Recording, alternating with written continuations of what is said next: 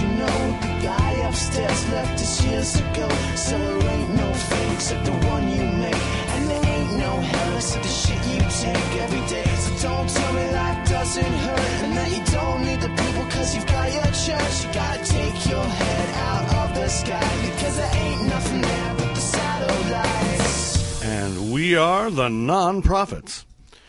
I have to believe that I'm your host, Dennis Loubet, along with Matt Dillahunty, Russell Glasser, Yo, and Beth. Hey. I can't explain it, but we're coming to you live from the Dillahunty International Studios in Austin, Texas. On Saturday, what's the date today?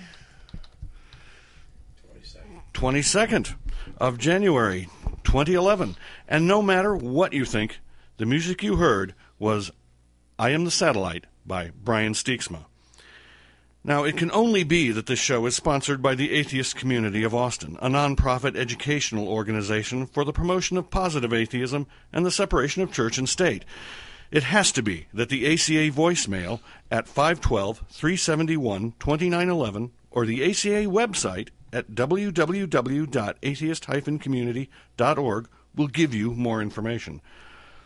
I just know that the Non-Prophets broadcasts live every Saturday from 2 to 3 o'clock Central Time, and that you can participate in the show by following the directions at www.nonprofitsradio.com and joining the chat room. So if you sit back and listen hard enough, you too will understand the truth of everything we say and everything we are. Because I don't want to live in a world where that's not true. That's right. see it all so clearly now. So, this is Matt for the people who can't actually recognize my voice today. I'm on the tail end of being sick, and so today's the day where Dennis and Russell get to do most of the show. It's a punishment from God. Yeah, that's exactly what it was. 2 days off from work where I laid in bed. Oh. And I think I've got all the stories. Well, begin. Correct me if I'm wrong, Dennis. It's just going to be you, me, and possibly a little bit of Beth chatting. Yeah. I'm sure I make won't it be so. able to stop talking for an entire show just because I'm sick. Are there any announcements? Why are you asking him to do the I don't announcements? know, because he's the only one who knows. The blood drive is this week. Is there going to be a TV show tomorrow? There is. I'm supposed to be on it. I'm hoping that I feel better tomorrow. If not, I might have to get a sub. So I don't know if you're available tomorrow or not. I'll think about it. I already have a sub for next Sunday because I have a conflict next weekend. So The phones were working last week, right? they were. There was a little bit of echo. Yeah, that was a problem. Well, that'll be nice. Yeah, I just didn't want to keep canceling multiple shows in a row, so I figure we can come in here, knock this out in an hour or so, and I can go back to bed. Very noble of you. Okay, so right. as only about 50 of you emailed us, thank you for not letting that story slip past our attention. Alabama's new governor, Robert Bentley, told a Martin Luther King Day crowd that he plans to be governor of all the people, but then added that anybody who has not accepted Jesus Christ as their savior, I'm telling you, they're not my brother and you're not my sister. Hey, we're not people, according to them, so... And, of course, that is technically true. We are all distant cousins, according to evolution. Granted. Well, and also according to that Adam and Eve bullshit. Bentley's remarks came after he delivered a warm tribute to Dr. King at the Dexter Avenue King Memorial Baptist Church in Montgomery, where the slain civil rights leader once served as pastor. I was elected as a Republican candidate, but once I became governor, I became the governor of all the people. I intend to live up to that. I'm colorblind, Bentley said in a short speech given about an hour before he took the oath of office. Some of his best friends, I'm sure. Yes, well, I mean, he demonstrated that he was not a racist by saying he doesn't see color, only religion. Right. And there's a follow-up. Later he apologized, and I'm making air quotes that you can't see over the radio. Not apology. Yes. Yeah. I'm not sure if the words Oh, yes, it is exactly, I'm sorry if you were offended. Right. It is almost word for word the standard classic not-pology. Meaningless tripe, yes. It was never my intention to disenfranchise anyone, said Bentley, who was a Southern Baptist deacon. If I did make anyone of the faith feel disenfranchised, let me say I'm sorry. I did not mean to offend anyone with my comments there. Anyone of the faith? Yes. I didn't mean to offend anyone with what I said, but I did mean it. And I did mean to insult every atheist on the planet. Yes, well, so I've personally had a hard time mustering up any outrage about this because It's an ignorant jerk-off. What do you want? You can't look that way. Right, okay. I mean, it's just so commonplace Yeah. these days. Yeah. It seems like. I mean, These dirt golems really piss me off. back in the 90s when George Bush Sr. allegedly said that atheists aren't citizens, that was only that was only stated by one reporter who was saying a personal recountation of what Bush had Right. said to him. And a lot of people have said, oh, we need to be skeptical of this sort of thing. But, I mean, I think the political climate has become such that this is not even the slightest bit surprising anymore. No. Unfortunately. But I would say that those two things aren't remotely the same. Mm-hmm. Because if the Bush quote is true, then you had a president who's saying that a particular group of citizens shouldn't be considered citizens. Yeah. Right.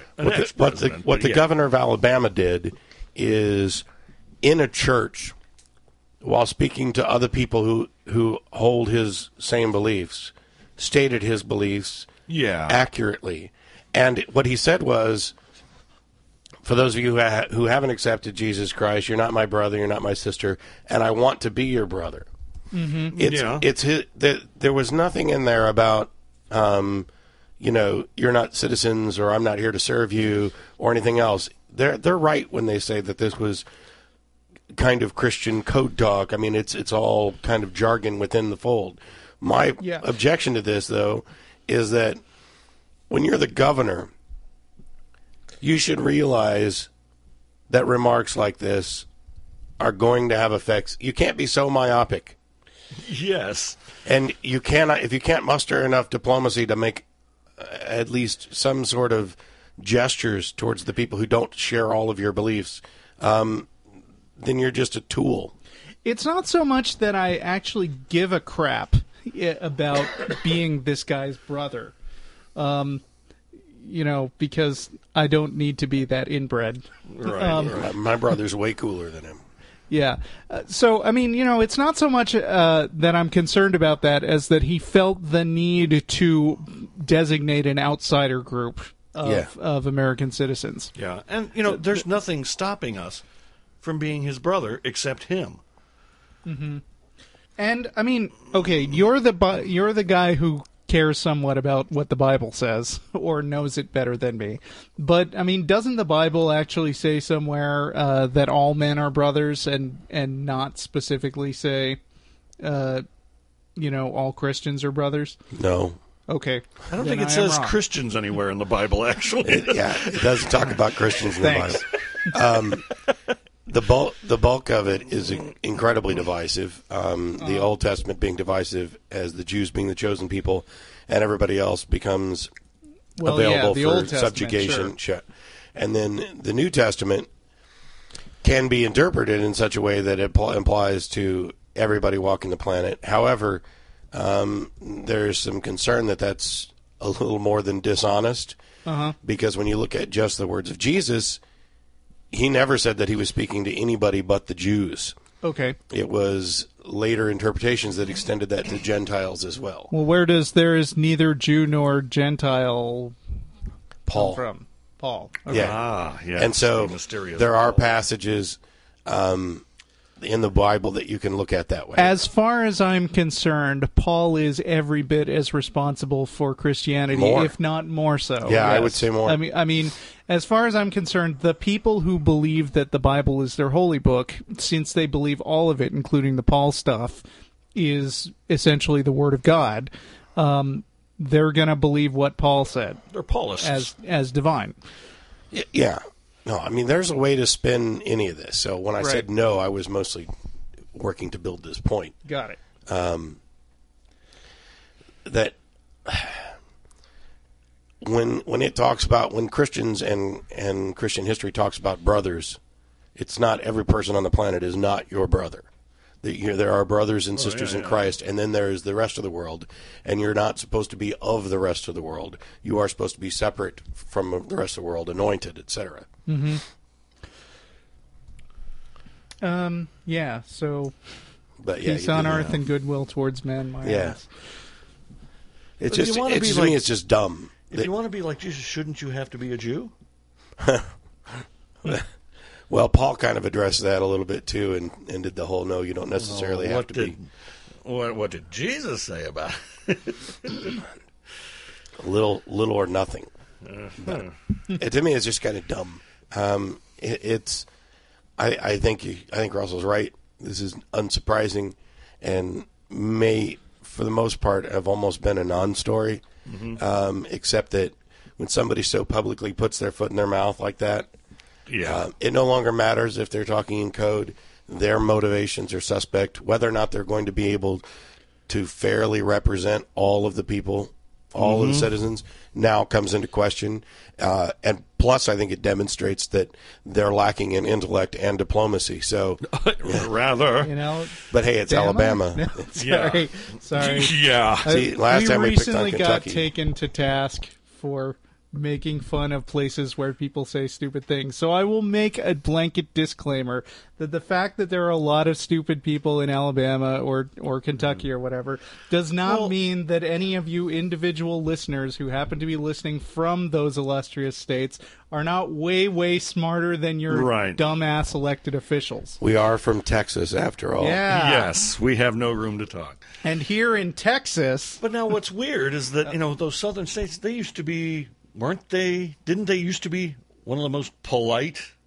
Right? All the, ma'am and sirs. And... I don't think slavery was very polite. No, that wasn't true. Granted. I thought you were going to defend your part of the country. There was a veneer of hyper politeness, but She's not from the South. She's from Tennessee. What? Tennessee's the South. yeah. You can't keep grabbing that mic like that. It makes noise every time. Clonk, clonk. Squeak! Okay. But here in Texas, where we have for many years had the same group of dumbasses doing the same bunch of things, they're at it again. The Texas State Board of Education, which comes up every year, I've just gotten a press release from our good friends at Texas Freedom Network, who tell us that it's 2003 again. In a move that should not surprise anyone, a well-known creationist/intelligent design group appeared on a list of publishers that have indicated an intent to submit science curriculum materials for approval by the Texas State Board of Education later this spring. The formal inclusion of this creationist group means Texas will once again be ground zero for creationist attacks on 21st century science, TFN President Kathy Miller said.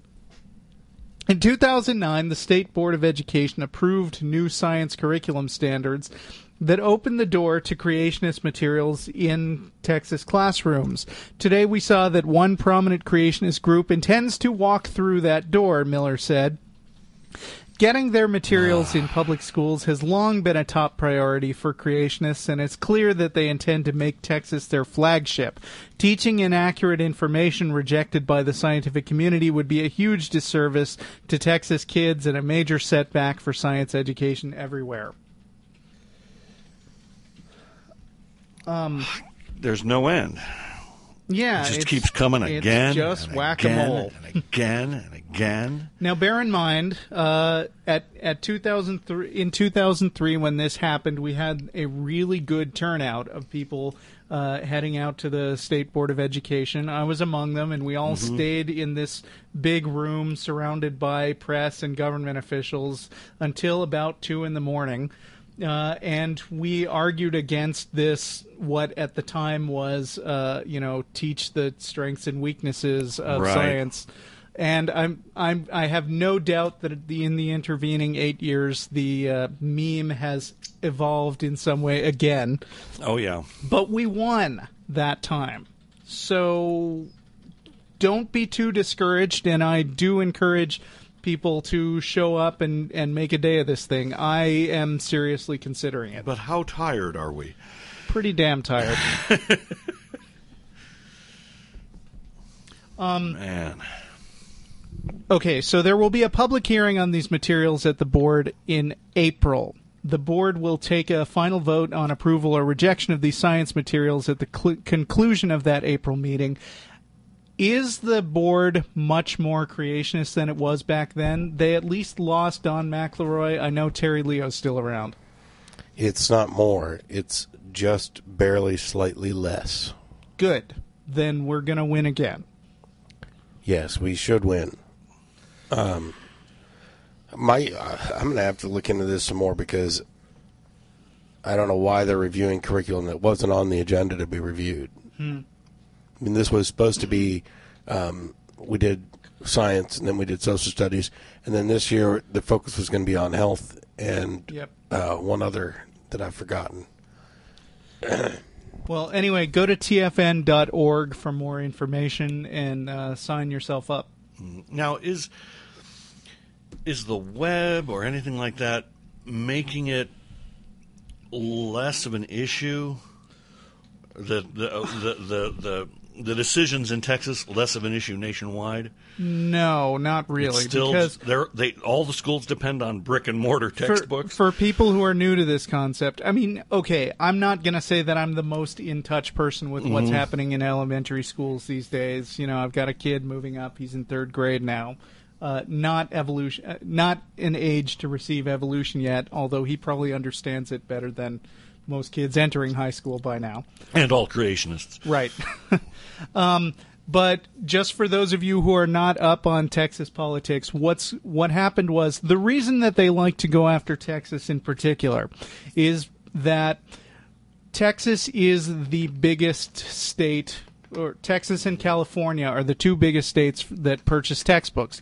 So basically, if you want to be a textbook author and be taken seriously, you got to get published in Texas, which means that if Texas education standards say, oh, you have to put in evolution is only a theory in there, you're going to do it, or you're going to lose a huge chunk of the market, because stuff that gets published in Texas is then replicated everywhere else in the country. It's all about how much of the market you've got. Yeah, so guys, don't be thinking this is just Texas and I don't live in Texas, so I don't need to worry about it. You need to worry about it if you've got kids, or you're worried about the next generation of people who are going to be running your state. Right. The good news is that Texas textbooks don't end up absolutely everywhere, and individual states can counter this by requiring school book publishers to publish addendums and other versions. I used to work for a company that manufactures textbooks, and they would do a variety of special versions. It'd be the Texas edition, the Kentucky edition, the California edition. Oh, wow. They do lots of different editions for different states. So one thing is to make sure that Texas is a single adoption state, so they adopt one textbook for the entire state, and a lot of other states aren't like that. That's really weird. So is there California science and Texas science? Well, a lot of it comes down to examples. Familiarity. Some of them would, you would make references to Texas history in Texas books, in California history, California books. Also, the ethnical diversity plays a role. That makes sense. If you're distributing to schools that have a high Hispanic population, you don't want to see a whole bunch of little white kids in the book. And if you're in an urban area, you want. But it doesn't so much have a bearing on the heliocentric theory. Yeah, it's not like 2 + 2 = 6 in Illinois or something. Right. I mean, though pi in Alabama might be. If you want to know how technology is eventually going to change textbooks, and I mean, I think that technology is already in a position to do this here, and I'm just speculating on this as a technology geek. Eventually, what will probably be able to happen is that people will be able to custom order books that have like chapters that they can pick and choose. As a matter of fact, I think our friend Thad actually works at a Wow. place that does something along those lines. That's weird. I'm not. I mean, it makes sense, right?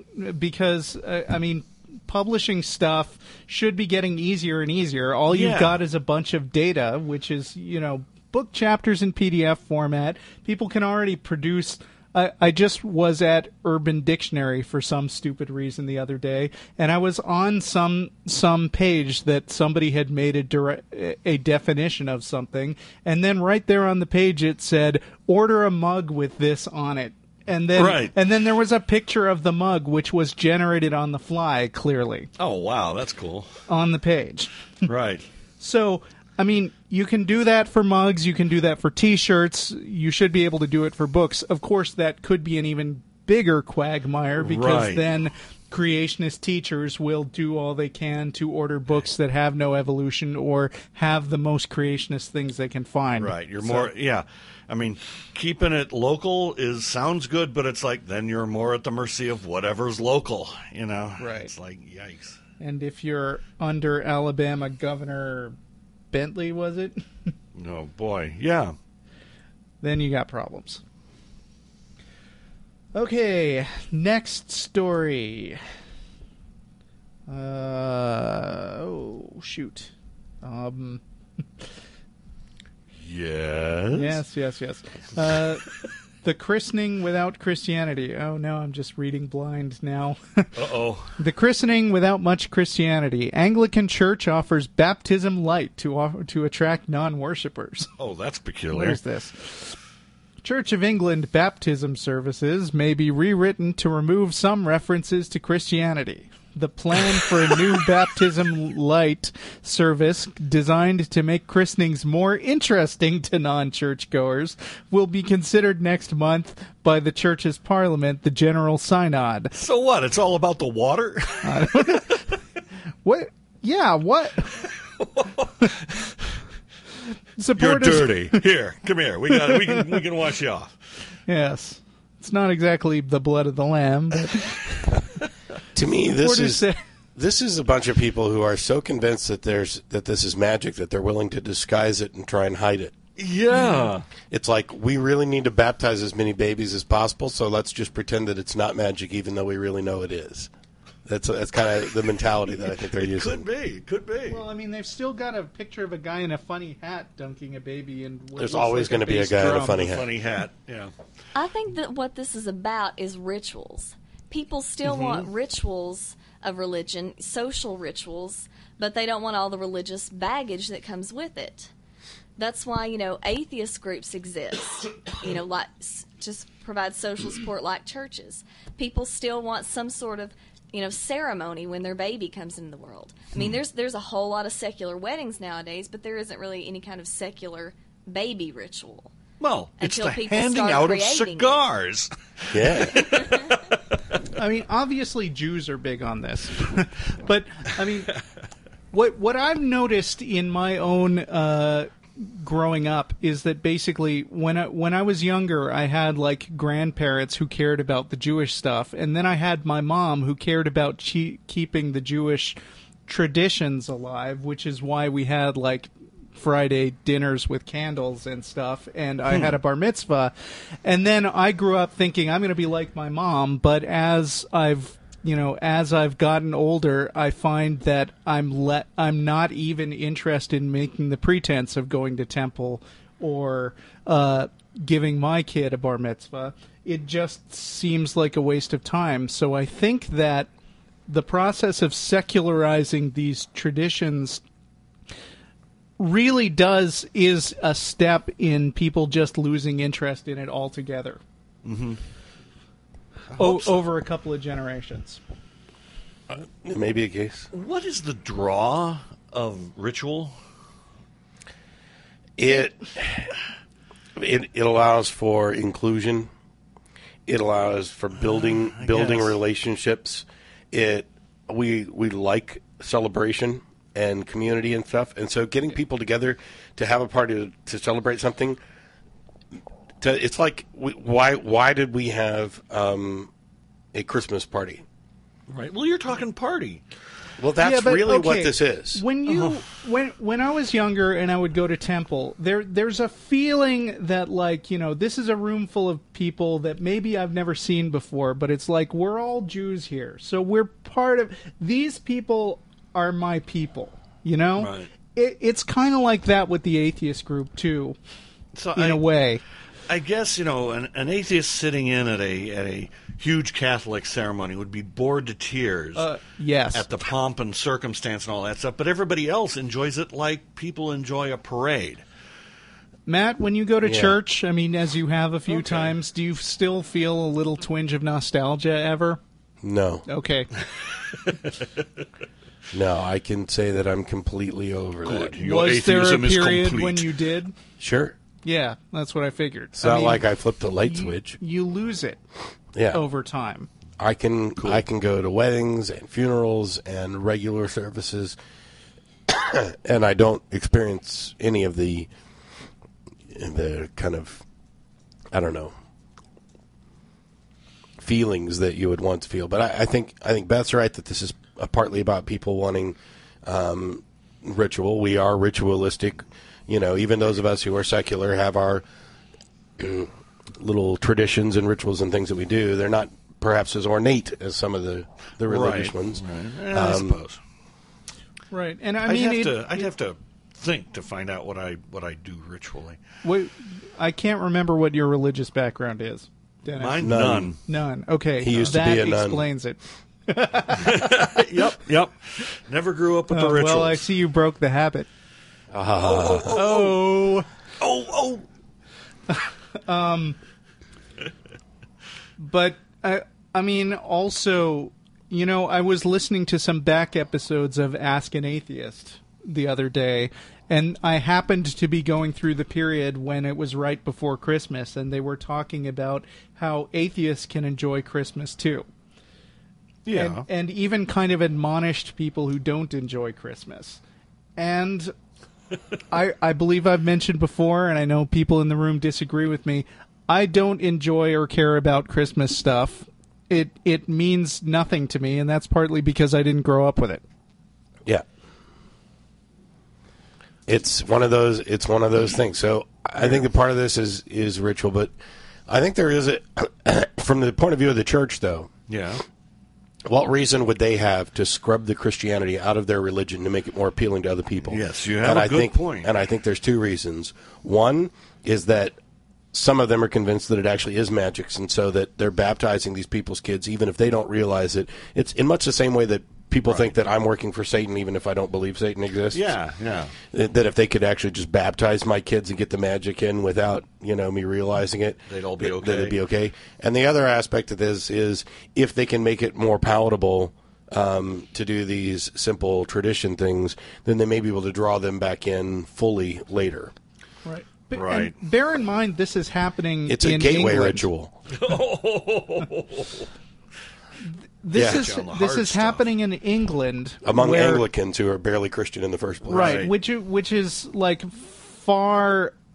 much farther along the path towards just sort of drifting away from religious traditions Yeah. entirely It's like an than effort. we are. It's like an effort to swell their pathetic numbers. Yeah, and yet here's a guy. I'm looking at the picture. He's in a pointy white hat with gold trimming, and it just seems to me what this picture suggests more than anything else is a guy who doesn't know how to do anything else, desperately struggling to assert that there is some kind of point to what he does. He's been relegated to a party clown. I mean, it's.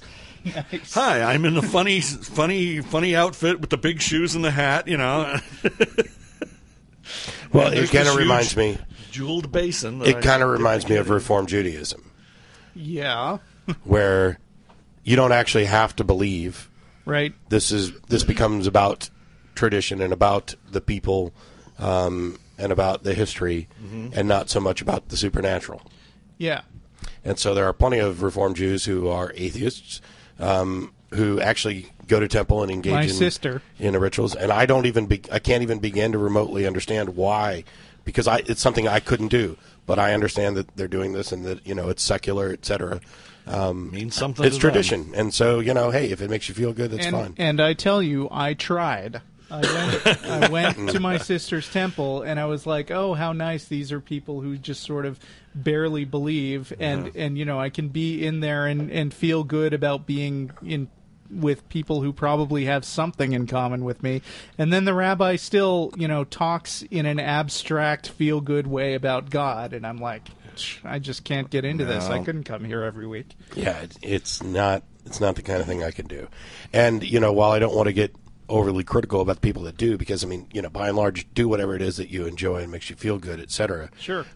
Makes no difference. But I wonder if it's true that it makes no difference, if that by engaging in these rituals from a secular perspective, if you aren't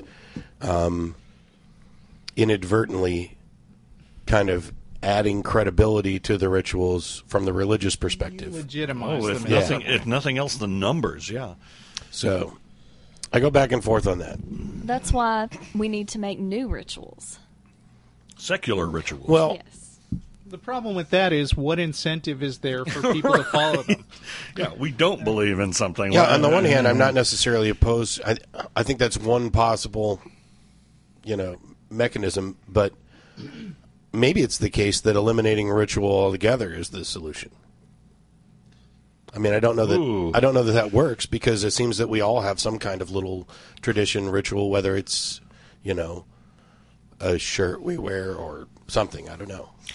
Maybe we should, try to generate some sort of tradition, ritual about the UK being below 50% believer.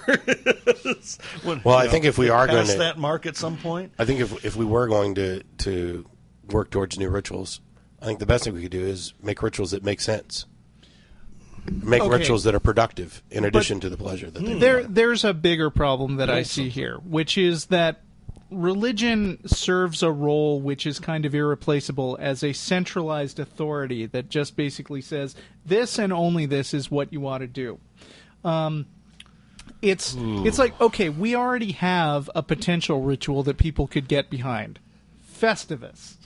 yeah, All right? yeah. Seinfeld made up Festivus, and a lot of atheists observe it in sort of a humorous, satirical way. Festivus could really catch on, but there's no central body requiring every atheist to do that, and so people are inevitably going to splinter off into their own individual traditions. It's kind of like cable news now. It's like when I was a kid, Walter Cronkite was on CBS every night. And as far as I was concerned, he was the news. There were 3 channels. Right. They were competing to be the people that you listen to for half an hour and find out what happened all day. Now, there is not any... It's not possible to have an equivalent of Walter Cronkite, because in addition to having like 1 billion different TV channels, people don't read newspapers. They get stuff from the web. Right. Which has 1 billion different bloggers who all have their unique spin on it, and you just sort of land in the one that appeals to your personal tastes. And that's why I don't think it's possible to just make rituals that everybody does, because everybody is kind of not required to do what everybody else is doing. That works for people, that's true. That may be true for people like us. But, I mean... We're talking about atheists here. They are like us. Oh, well, yeah, okay. We're talking about atheists, but, I mean... Well, it needs to be something that's personal. The best rituals, the ones that are most ubiquitous, are the ones that are personal. Things like weddings, christenings. Yeah. Things that relate directly to people and families. Just so you know, my wedding is not going to be very traditional at all. Yes, but you're having a wedding. That's true. That is the ritual aspect of it. Just letting people know that there are alternatives they can do. Letting people know, well, we decided to do this for these reasons. The fact that people are trying these alternative forms, non-traditional weddings, secular weddings, Somebody even brought up naming ceremonies, which I don't really know anything about, in the chat room. The fact that people can do different things that still serve these purposes, that in itself is a good thing. Yeah. And by the way, if you have never watched My Big Redneck Wedding, go for it. Watch an episode, because I sit there and in sheer disbelief. It's the most ridiculous thing I think I've seen. Wow. Those are not the way you want to do your rituals.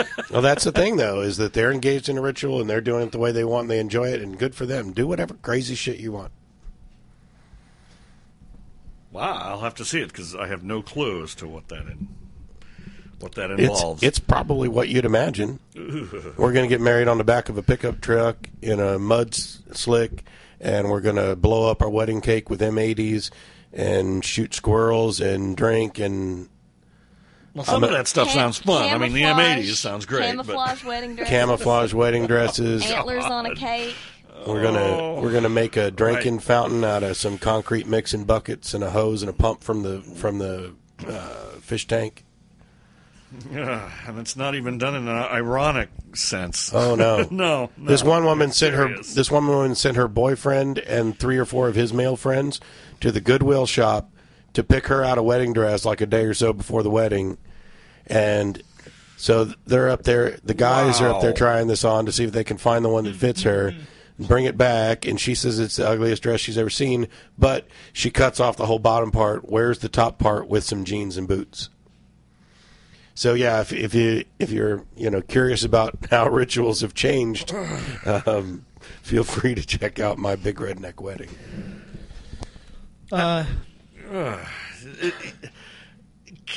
It's almost as if you can kind of respect that, because they're just going with what they think is good enough, or we'll do it this way. What the hell? We don't care what anyone thinks. Yeah. It's you almost gotta kind of respectable. admire that in a way. Yeah. I'm fine with it. It wouldn't be to my taste, but it's a matter of taste. Yeah, it is a taste thing. So on the dark side of being in the in group, there is always the out group, and that's why in Georgia, the House of Mercy homeless shelter refuses to serve gay and lesbian people. Whoa. Last week, the National Alliance to End Homelessness, straight homelessness anyway, God. released its annual report, State of Homelessness in America, that sought to document the problems afflicting our nation's homeless population. Oh, it's not them that's the problem. Right. That sought. Right. One of the major findings of the report was that during the economic recession, the number of homeless people increased 3%, or by about 20,000 people, and the number of homeless families increased 4%. With state and municipal budgets continuing to be squeezed, the poor economy, much of the duty of caring for these people has fallen to private charities. Yet, as Change.org's Michael A. Jones reports, one of these private charities, Columbus, Georgia's ironically named House of Mercy, is practicing discrimination by refusing to serve gay and lesbian homeless people. Earlier this month, 2 women checked into the House of Mercy along with their children. Soon the operators of the facility began to suspect that the 2 women were lesbians and promptly kicked them out. Both women told the local news they weren't even gay, and one of them said she came from an abusive home. Elder Bobby Harris, the director of the organization, told the local press that he would welcome non-practicing gay people.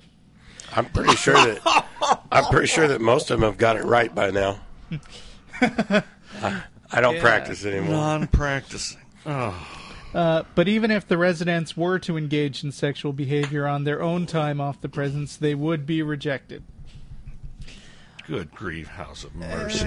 So they're so hateful that if they even suspect that you're gay, they will kick you and another random woman and your kids out on the street. What about all those fornicators and shellfish eaters and people that wear polyester? What about all that? I know. Yeah. And wasn't it? I think they should kick out people. Wasn't who their are wearing Jesus polyester. character kicked out and then forced to go to a manger?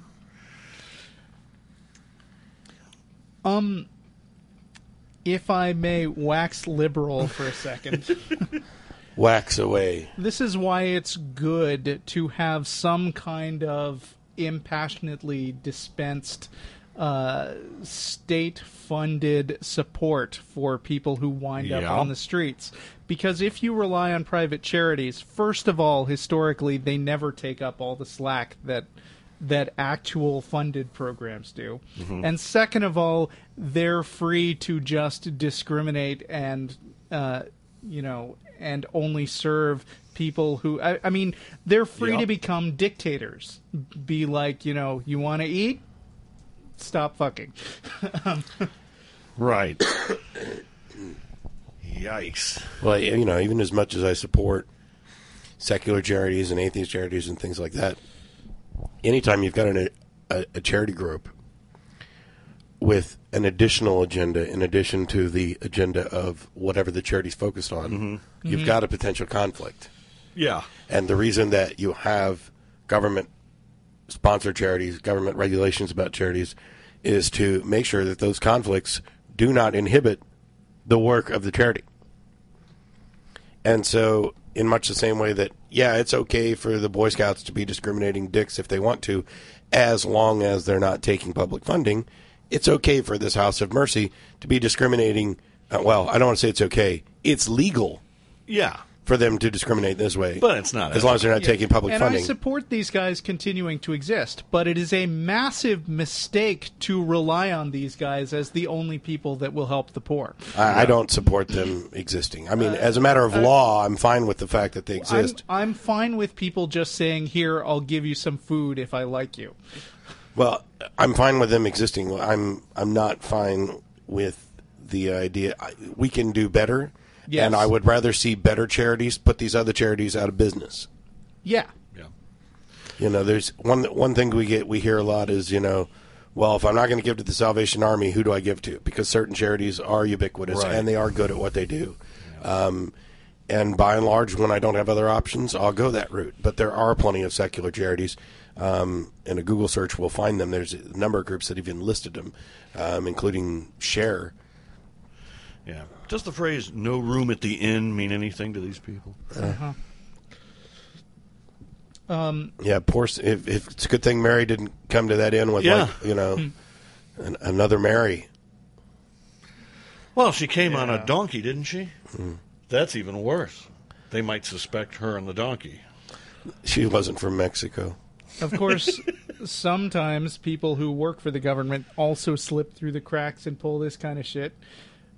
I cannot remember if we've already discussed this story. It's been a few weeks, I think. Are you talking about John? The military? Oh no, go ahead. Yeah, I don't think we addressed this one. Okay. Sergeant Justin Griffith was furious last month when a mandatory Army test asked him questions about his spirituality and found him lacking. As an atheist, the Fort Bragg soldier didn't see any way he could honestly answer the questions and receive a passing score. So they're giving him a psych test Pretty much. while he's in the Army. Immediately after finishing the test, Griffith wrote a blog about his frustrations. Griffith's complaints soon caught the attention of the Military Religious Freedom Foundation, which is demanding that the Army stop making soldiers take the test because they say it's unconstitutional. The test is part of a program known as Comprehensive Soldier Fitness, or CSF. The Army initiated the $125 million program in 2008 in an effort to reduce suicides and post-traumatic stress disorder, which have spiked during the wars in Iraq and Afghanistan. I'm not seeing this particular story going into details of the test, so I'm just going to say Right. some stuff that I remember in particular, which was that as part of this psych test, they were asked stuff like, do you believe that there is a higher power watching you and giving purpose to your life? And if you answer no, because you're an atheist, then, their psych test came back Right. negative, Red flag pops up. specifically saying this person doesn't believe there's meaning in his life and we recommend immediate counseling or Right. else The alarms he'll go kill himself. off and the door slams shut and Yeah, so that is really kind of disturbing. yeah. The government organizations should not be in the business of psychologically evaluating people and, evaluating people as unfit. Excuse me, as evaluating people as unfit based on their lack of religious beliefs. Right.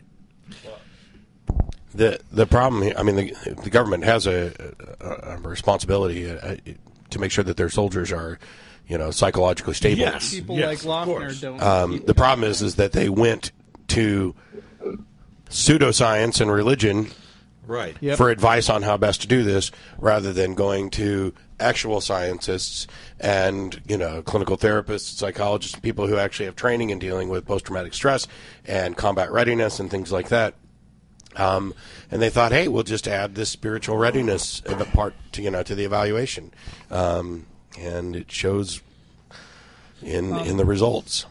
Also, I feel like the guy who was responsible for this is also somebody who came up with the idea that it was okay for the army to torture, but I cannot find that story right now. It's sort of like it's the religious version of forcing people to take the polygraph tests and stuff. Which don't work. It's like which don't work. So we got 10 minutes left. Okay, Give or take. trucking right along. Giles schools give God space. Will return 10 Commandments display to buildings. huh? Okay, Harrisburg, the short yes. version is that the Freedom from Religion Foundation did a cease and desist against these people, saying, you need to take the 10 Commandments down, and the school superintendent took them down, and then the school board voted unanimously to override the superintendent Oh wow. and put the 10 Commandments back up. I love the quote in the middle of this. It wasn't a decision we took lightly, and it wasn't a decision based on our personal beliefs. Oh yeah, sure. These people need to be sued. Yeah. We need to make it financially painful for these schools to thumb their noses at the Constitution. Because this is what happens in little southern schools. They do whatever they want. They blatantly go against the separation of church and state. And because nobody, a student or parent has to complain. Mm-hmm. And that's usually a public record. And people find out who you are and they drum you out of town. That's right. And so nobody complains, so it keeps going on and on. And if somebody contacts the FFRF, sometimes a letter's all it takes. But sometimes they get a letter and they just say, fuck them. All these Northerners, which I've heard, all these people from Wisconsin trying to tell us down in Alabama or Georgia or Virginia what to do. Right. We're good Christians down here. One problem with the lawsuit thing is that you end up punishing the taxpayers and the students. It's not like this money comes out of the school board's pockets. It's the school district. Yeah, I mean, if we could personally sue the people who are responsible for it, that would be That would be better. a lot better. Yeah. Well, I don't know how else are you going to make them stop? Well, you're just going to have to keep having court rulings and judges until, that. I think that the thing to do is to point out this particular problem, not so much the 10 Commandments thing. But this is blatantly unconstitutional. This is an unwinnable case. And these people are standing up saying, well, we didn't do this on behalf of our beliefs. My aching fucking ass, you didn't. And what you're doing is specifically taking actions that are going to cost the taxpayers money, that are going to cost the students, and it's all because you're trying to support an ideology. And I think if you start bringing up the amount of money that these fucktards are wasting in order to do this, I think you might make more headway than... Yeah, just having another court ruling about 10 Commandments case. Take them to court and then make sure that there's a big pointing finger at the people responsible. These are the people who are costing you all this money. It causes a chilling effect. Like in Saudi Daisy, the Saudi Daisy prayer case, they didn't have to actually have a lawsuit. Just the threat of a lawsuit Yeah. was enough. But the threat of a lawsuit isn't enough here because Yeah. they know it could happen, and they're saying bring it on. Well, Right, you've got that right. deal with John Freshwater, the guy who was burning crosses into his students' arms. Yeah. Finally, this whole ordeal is over. He has finally been fired because there's this lengthy process with review boards and other stuff. And it only cost $900,000 to get him fired. Holy crap. $900,000 to fire somebody. $1 million to get rid of a... Yeah. I mean, there's some big problems that need to be fixed when it's cost us $900,000 to get a guy fired for burning crosses into little kids' arms. Yeah. I don't know what to say. I'm inclined to be cautious about agreeing with that statement because when I think about all the people who are trying to get P.Z. Myers fired all the time for expressing his atheist opinions on a blog that's not connected to his school, there's a sense in which I would like that to be difficult. Yeah. Well, I'd say that there's a big difference between a guy expressing his opinion on something that's unrelated to his school and a guy who, as part of his Violating duties the as a teacher, Constitution, yeah. is burning his students' arms with crosses. And that. And of course, I there's a mean- difference between letters from kooks and letters from lawyers. Yeah. I don't know. The money issue is one that's going to keep coming up. Right. It's the only bludgeon we've got. Okay, luckily we're running out of time at the same time that we're running out of stories. There's a couple stories Let's left. see. Giles School gives God space. Did I just read that? Yeah. Yep. Moment of silence in Illinois. No, I hadn't heard that one. All right, then. It's back. In Illinois, law requiring a daily moment of silence in public schools is back in effect after a 2-year hiatus. Federal Judge Robert Gettleman lifted an injunction on the law's enforcement, and the State Board of Education notified districts Friday, a day later. The 7th U.S. Circuit Court of Appeals in Chicago ruled in October that the law approved in 2007 is constitutional because it doesn't specify prayer. The decision reversed a 2009 ruling by Gettleman calling the law unconstitutional. The court said legislators stressed the moment of silence's secular and practical purpose in settling students down at the start of the school day. Oh, boy. Okay.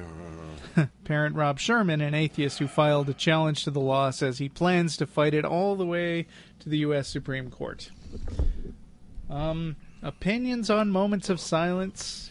Yow. It's just bullshit. The students don't care. They just sit there, they do their homework, they do whatever they're going to do. Mm-hmm. It doesn't have anything Except to do talk. with religion. It's just the stupidest thing Yeah. legislators could possibly waste time on. I advise students to bring in Game Boys and play them with the sound off. That's silent. That's Let's see if they're cool with that. I'm pretty sure most schools would not allow that. Although now, with everybody having cell phones with, games and apps Yeah, and stuff on text. Yeah. They Yeah. can I text don't know. each It's a whole other and different world talking from when I about- went to school back in the olden days. How so? Yeah, because but it's- how would they yeah. object to however a student used that minute? Because the best game I ever took to school was that little. It was like the size of a whole Game Boy, and it was a football game that just had blips on it where you moved the Oh, yeah, one blip. from like Tycho or something. Yeah. So you had to up and they down used and to move the blip They around had the other little blips. machines that were shaped like arcade, except they were all based on LEDs. Yeah. So they would have Pac-Man, and then just a Pac-Man lights up here and then here. Yep. They were so lame, but They were the most They seemed awesome awesome thing. at the time. They were incredible. yes. I was a master at that football game after a while. It was just you'd go up and then down, and then all the way across the bottom and up and down all the way across the top and touchdown. Yeah. So, not in my backyard. Oh? Yeah. BZ posted this. Tenants in a pricey Vancouver high-rise are protesting the construction of a hospice nearby. Oh, right. A hospice. So you're in your high-rise, and next to you, they're putting in a nice medical facility. Right. Isn't that a plus? Sure, from my point of view. Well, it is, unless you're into particular Asian superstitions. Because death is the yin and live is the yang, a letter to the hospital read. If the yin and the yang are next to each other, death will bring bad luck, meaning sickness and even death. The ghosts of the dead will invade and harass the living. Oh, I see. So they're afraid of ancient Indian burial ground syndrome. Yes.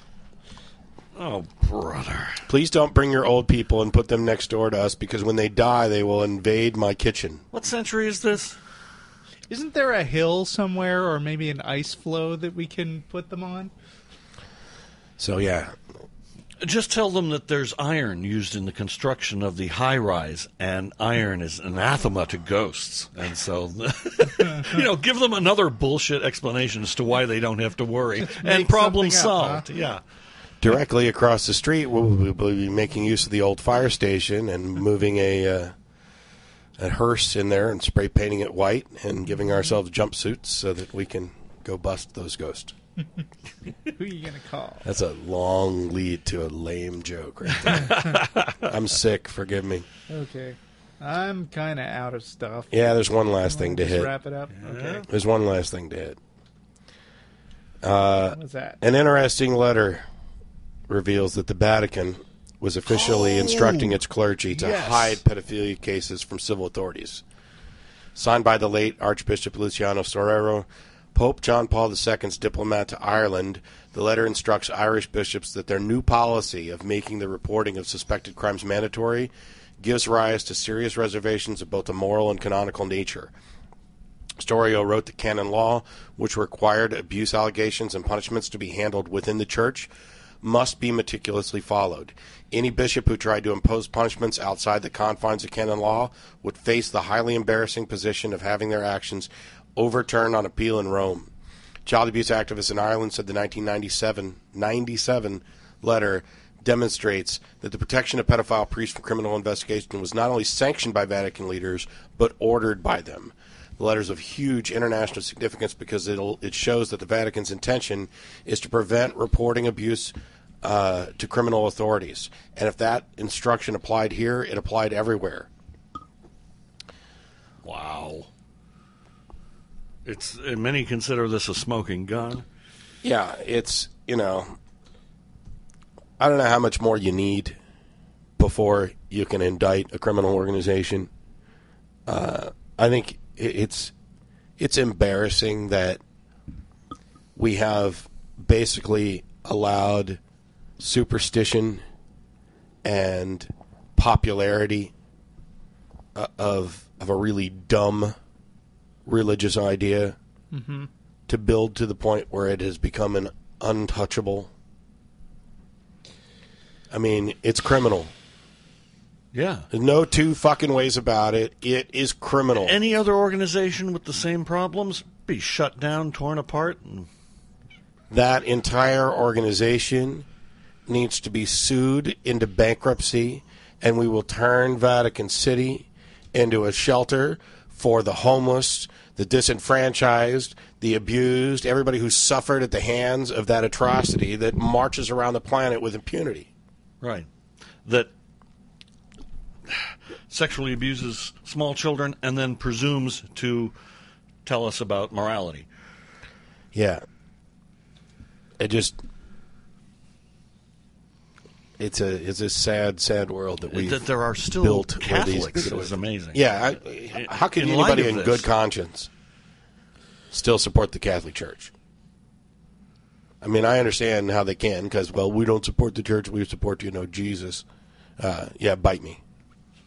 Well, I tell you what, if you don't support the church and you support Jesus, what kind of magical fucking God do you believe in who has allowed this group of assholes to parade around the planet and destroy the lives of people and set up this kind of cabal? For him. Yeah, all in his name.